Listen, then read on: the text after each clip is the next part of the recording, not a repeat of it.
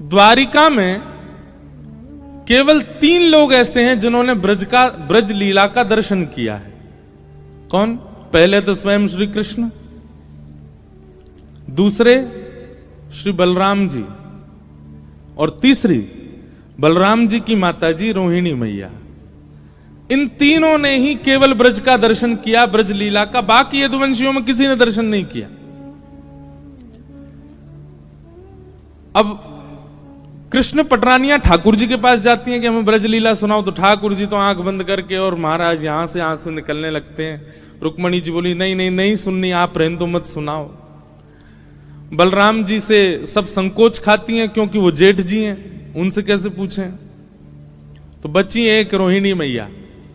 तो सारी कृष्ण पटरानियां रोहिणी मैया के पास गई, बोले मैया हमको ब्रज की लीला सुनाओ, हमें सुनाओ ना, ठाकुर जी कैसे चोरी करते, यशोदा मैया के संग कैसे व्यवहार करते, गोपी के संग कैसे रास करते, यमुना जी में कैसे स्नान करते, सारी लीला सुनाओ ना।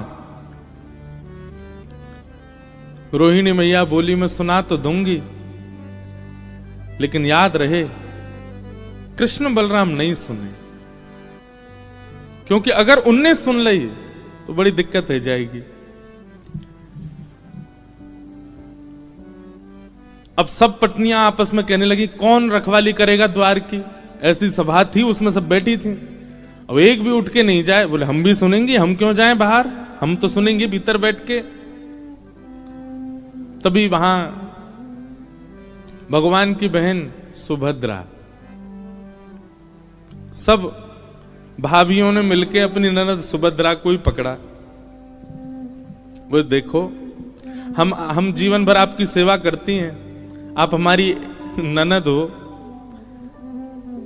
आज तक कुछ मांगा नहीं, आज पहली बार मांग रही है, मान जाओ। सुभद्रा जी बोली क्या करना है।